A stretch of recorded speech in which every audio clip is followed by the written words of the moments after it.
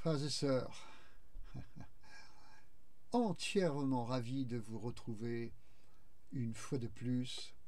Et là, c'est pour la vidéo numéro 122. Le compteur tourne. Alléluia. Alors, dans la vidéo numéro 121, j'avais titré de la manière suivante: comment pouvez-vous faire pour écouter Dieu? Et dans celle-ci, la 122, je titre de la manière suivante: comment pouvez-vous faire pour écouter Dieu? Collectivement, cette fois-ci. C'est là la différence entre les deux. Et je vous propose évidemment des pistes bibliques, je vous propose de la parole de Dieu. Amen. Pour y parvenir, pour y voir clair.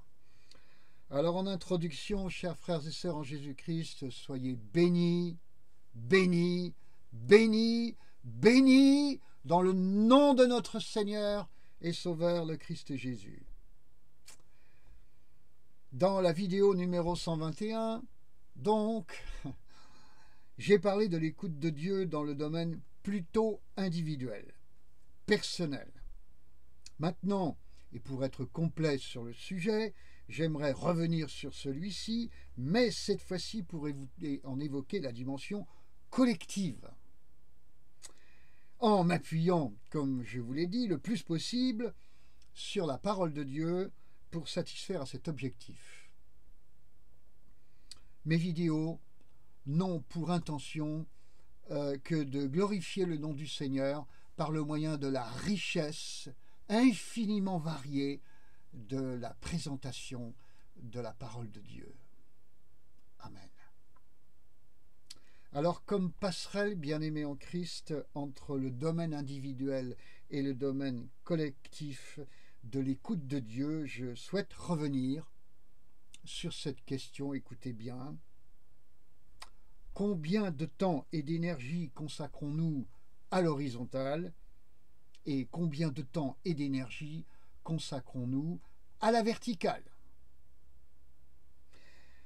Et cette question, vous l'avez compris, vaut pour les deux domaines. Je la pose, cette question, car depuis que je fais des vidéos et que je jette un regard sur d'autres vidéos que les miennes, je fais quand même ce constat. Premièrement, il y a beaucoup de vidéos, alors chrétiennes, faites par des chrétiens, avec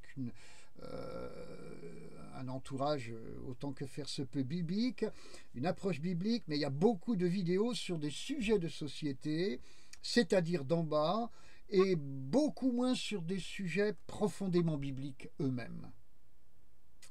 Deuxièmement, les vidéos sur les sujets de la terre, donc, et notamment d'actualité, sont très regardées. Tandis que celles qui sont sur des sujets des Écritures le sont beaucoup moins regardées. Ainsi, il me semble que le peuple de Dieu, que nous sommes, a plutôt tendance à se nourrir d'actualité, bien plus que de la parole de Dieu. Hélas. Permettez-moi de vous dire, bien-aimés en Christ, que je vois dans ce constat un phénomène même de quasi-idolâtrie, en tout cas d'addiction et d'addiction forte. Le peuple de Dieu, en effet, a plus soif d'être au courant de ce qui se passe sur la terre que soif de la parole de Dieu elle-même. Globalement, j'ai donc le sentiment qu'individuellement ou collectivement, les enfants de Dieu, en gros, consomment 80% de leur énergie à l'écoute des bruits de la terre et 20% seulement à l'écoute de la parole de Dieu. D'ailleurs, le vrai constat est peut-être même pire que les pourcentages que j'indique, que je propose.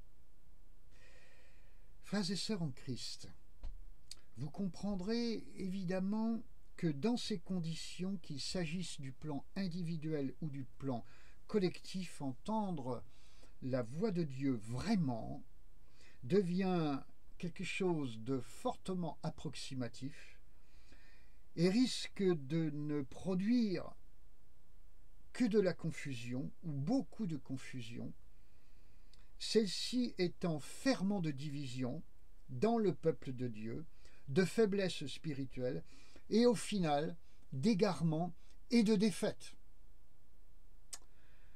Personnellement, et je l'ai déjà dit, je ne me gave pas d'actualité. Je m'informe et c'est tout. Mais nombre de chrétiens sont tombés, je l'ai dit, dans l'ivresse de l'actualité. Et, excusez-moi du mot, mais sont devenus des ivrognes. Inconscients peut-être de celle-ci. L'apôtre Pierre, quant à lui, appelle à la sobriété concernant les choses de la terre, en vue d'être disponible, assoiffé des choses de Dieu, et finalement ivre de celles-ci. Voyez 1 Pierre, chapitre 4, verset 7. Pour résumer, où je suis ivre des choses d'en bas, où je le suis des choses de Dieu. Ivre des choses de Dieu, c'est-à-dire de communion avec lui, dans le Père, dans le Fils, dans le Saint-Esprit, ivre de sa parole. Si ce n'est pas le cas, puis-je prétendre me trouver en situation sérieusement d'entendre Dieu? Que ce soit individuellement ou collectivement. Bien-aimés en Christ, dans le Nouveau Testament, nous trouvons un bel exemple très réussi d'écoute collective de Dieu. C'est bien entendu, je dis bien entendu en m'adressant aux familiers et aux connaisseurs de la parole de Dieu, c'est bien entendu dans Acte 13, versets 1 et 2, que ce bel exemple très réussi se trouve. Alors, dans ce texte d'Acte 13, versets 1 et 2, on voit que dans l'église d'Antioche, où l'action se passe, il y a des prophètes et des docteurs. Que c'est intéressant. C'est-à-dire, il y a des oreilles et des bouches, ou encore des gens formés à l'écoute du Saint-Esprit, être formés à l'écoute du Saint-Esprit. Et des gens formés à la connaissance de la parole de Dieu. Des gens formés aux deux. Ces gens sont-ils occupés à chercher d'ailleurs une direction divine quelconque, comme souvent je l'entends dans certains enseignements? Pas du tout. Ils se contentent, je dirais entre guillemets, de célébrer le culte du Seigneur. Et pour une plus grande disponibilité à la chose, ils jeûnent. Amen.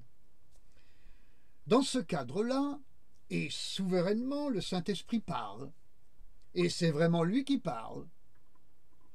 Certainement, il parle par la bouche d'hommes, mais ce n'est pas un homme ou des hommes qui parlent, sur ce coup-là, mais c'est le Saint-Esprit.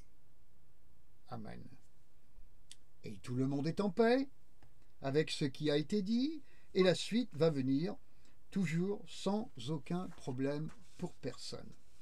Si je puis me permettre de le dire ainsi, ça baigne dans l'huile, et spécialement dans l'huile du Saint-Esprit. Amen. Nous pouvons dire, et le répéter, que ce cas de figure d'écoute collective de Dieu dans Acte 13, versets 1 et 2 est une référence et se trouve être idéal. C'est le cas de figure idéal d'écoute de Dieu dans le Nouveau Testament, dans le domaine collectif. Notons tout de même, dans cet exercice, qu'ils étaient 5 hommes, entre guillemets seulement, oui, mais tous particulièrement aguerris spirituellement, formés.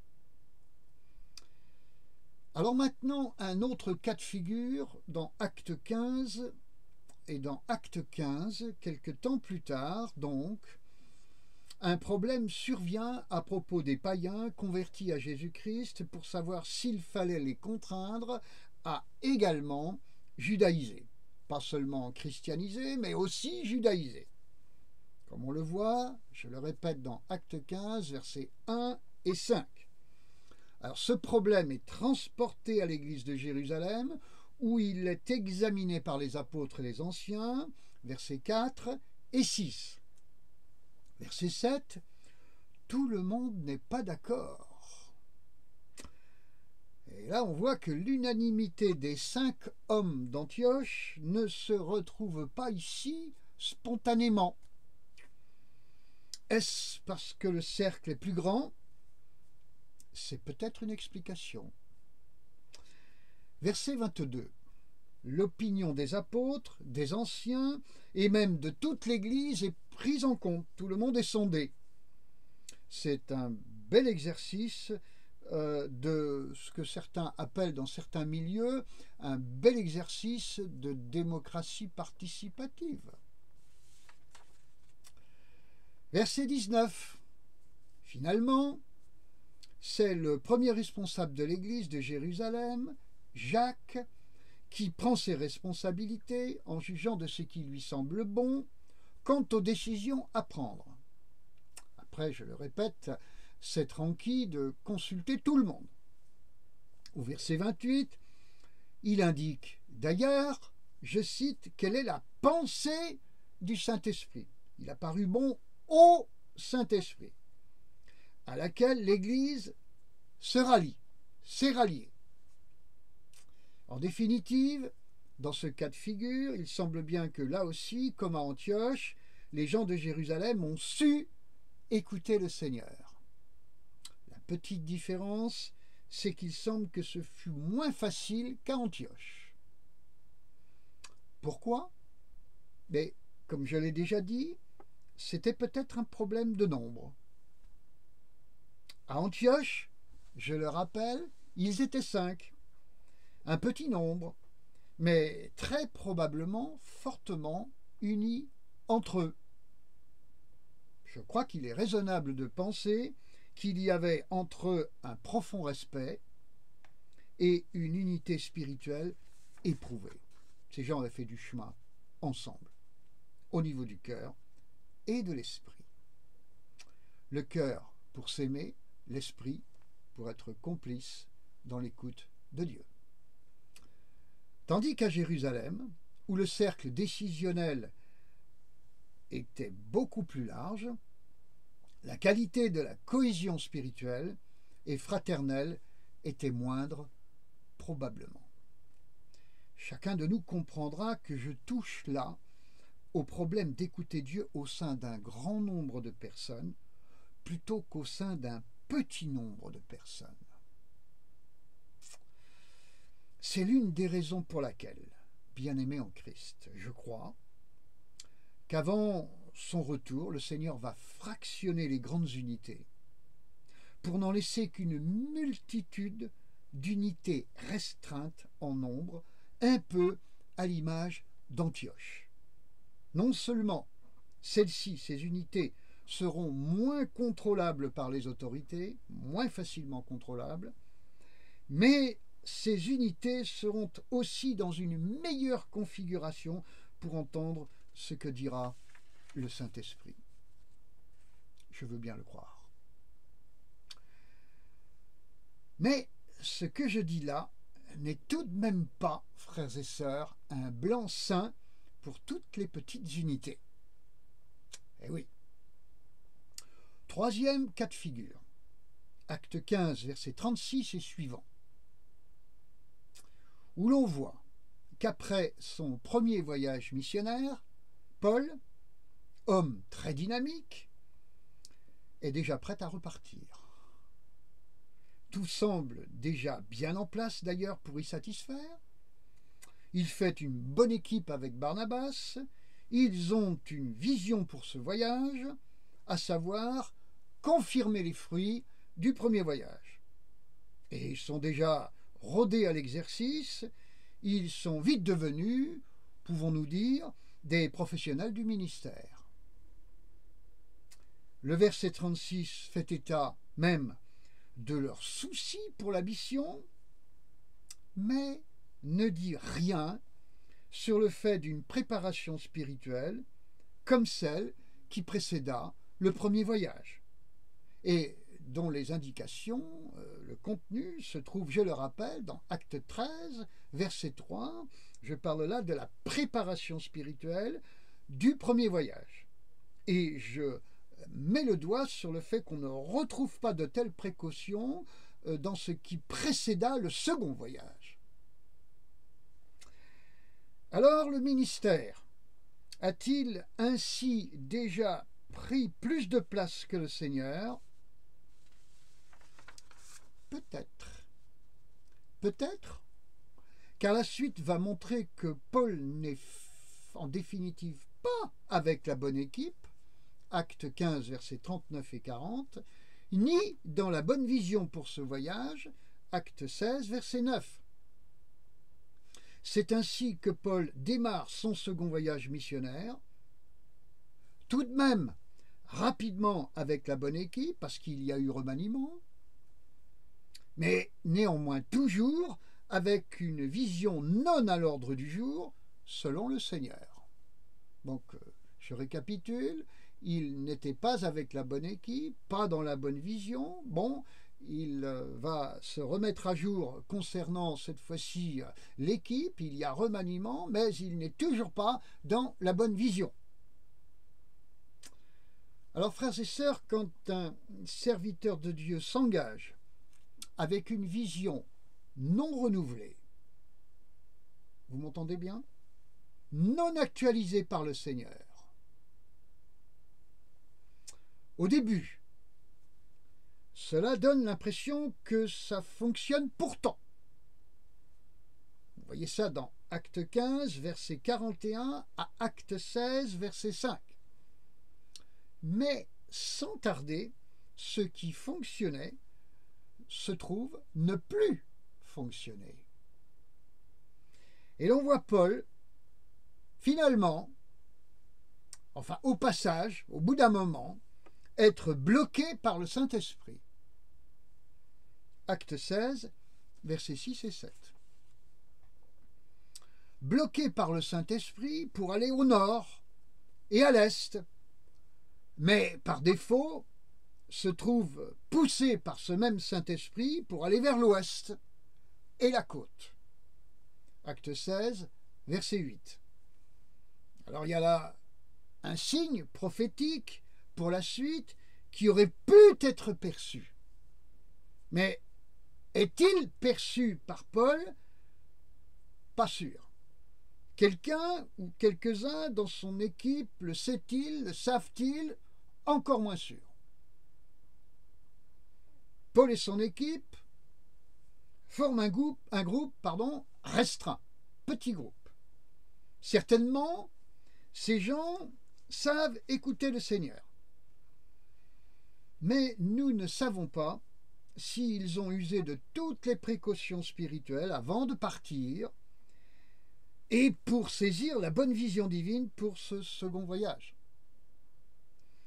Conséquence, ils vont tâtonner, versets 6 et 7, et l'équipe ne fonctionne pas correctement sur le plan prophétique.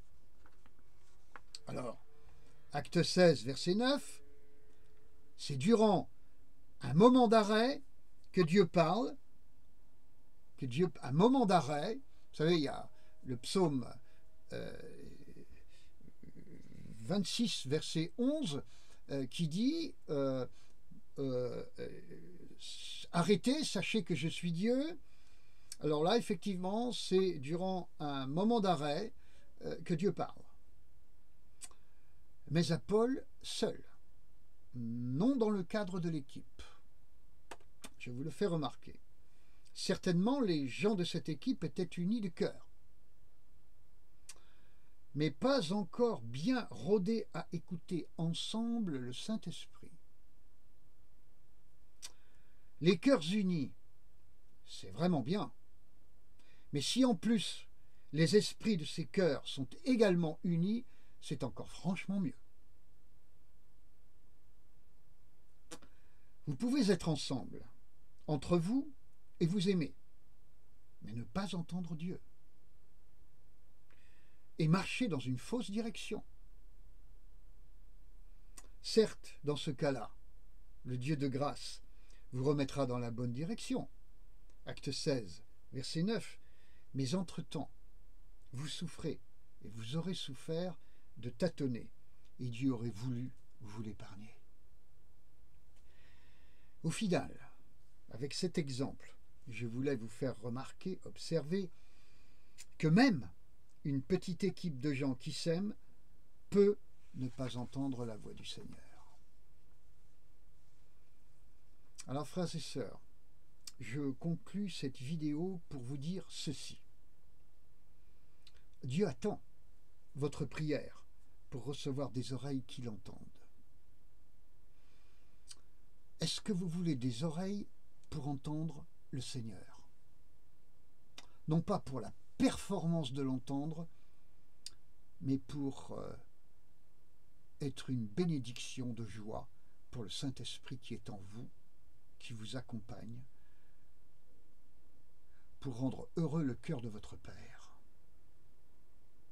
Et fier celui de votre Sauveur, qui ne sera pas mort à la croix de Golgotha, quant à vous, pour rien. Alors il attend aussi votre prière pour recevoir des frères et sœurs, avec lesquels vous vous trouverez parfaitement complices de cœur et d'esprit, afin d'entendre la voix de Dieu ensemble, afin d'aimer Dieu ensemble, afin de vous aimer entre vous, mais également d'entendre la voix de Dieu ensemble. Il veut aussi vous donner un leader qui sache entendre la voix du Seigneur. Un leader, alors c'est bien un leader, mais un leader qui sache entendre la voix du Seigneur, avec une capacité de suivre les onctions et les époques prophétiques que Dieu veut lui faire entendre. Ils ne sont pas nombreux, pas spécialement nombreux, les leaders qui savent faire cela. Mes amis, des leaders, il y en a beaucoup. Des leaders qui aiment, il y en a moins. Des leaders qui aiment et qui savent entendre la voix de Dieu en janvier, puis en mars, puis en mai, et puis on continue comme ça, car vous savez, Dieu dit quelque chose au mois de janvier, mais en mars, il dira la suite, et en mai, il dira encore la suite. Est-ce qu'au mois de mai, vous êtes encore au mois de janvier ou au mois de mars? Vous avez une écoute de retard. Vous avez bien une vision, vous, les leaders, mais est-elle actualisée?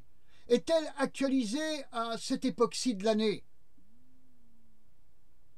Là où vous êtes, dans ce que Dieu voulait vous dire ce matin. Pas hier, pas demain, mais ce matin. Où sont les leaders qui savent faire ça? Combien sont-ils? Alors il veut aussi vous donner ce type de leader. Bien-aimés en Christ, Dieu veut que vous ayez la foi en lui pour accueillir toutes ces demandes, tout cela en espérance. Je veux dire que quand vous demandez à Dieu ses grâces, ne dites plus « je ne les ai pas ». Ne dites plus ça. Cessez de dire ça. Demandez, priez, demandez et recevez par la foi ce que vous avez demandé. Et dites « je l'ai ». Et puis restez modeste et dépendant en lui. Mais faites connaître à Dieu vos demandes et entrez dans l'exaucement, entrez dans les exaucements que vous avez désirés. Entrez dedans, bien-aimés en Christ, et le Seigneur va le faire. Si vous persévérez dans la foi. Alors c'est là un challenge pour être satisfait dans l'écoute collective de Dieu, là où vous vous trouvez. Cessez de vous plaindre, cessez de critiquer le leader qui est là, qui ne saurait pas écouter le Seigneur. Proclamez sur lui qu'il sait le faire, qu'il reçoit l'onction pour le faire, qu'il reçoit la circoncision pour devenir capable de le faire, lui et ceux qui sont autour d'eux, et donc la capacité de se conformer, de s'aligner, de régler leur horloge sur l'horloge prophétique du Seigneur, qui est l'Esprit. Confessez ces choses, au lieu de critiquer, de faire du mauvais bouillon et de vous lamenter. Cessez cela, c'est de la pollution. Entrez dans la foi, ça c'est de la respiration. La foi qui demande, la foi qui reçoit, et la foi qui visionne l'exaucement, et la foi qui persévère dans ce positionnement. Et croyez-moi, vous parviendrez tous ensemble à écouter Dieu collectivement. Le Seigneur le fera. Alors sans doute, entre-temps, en ce qui concerne l'exaucement de vos prières, qu'il mettra en œuvre, vous verrez bien des choses changer dans les structures collectives dans lesquelles vous vous trouvez, des choses changer profondément. Ce changement dont je vous parle relèvera, j'ai envie de dire, de bouleversement, mais il le faudra, il le faut, pour l'Église du Seigneur qui doit s'adapter à la configuration de la fin des temps, qui sera ponctuée par le retour de Jésus-Christ. Je suis dans la paix en vous disant ces choses. Je sais que ce que je dis est juste. Que le Seigneur vous bénisse. Que l'onction du Saint-Esprit descende sur vous. Que le désir, l'appétit de la parole de Dieu soit insatiable en vous. Que vous ayez un cœur rempli d'un ardent désir de faire plaisir au Seigneur, et donc d'écouter sa voix d'une façon de plus en plus fiable.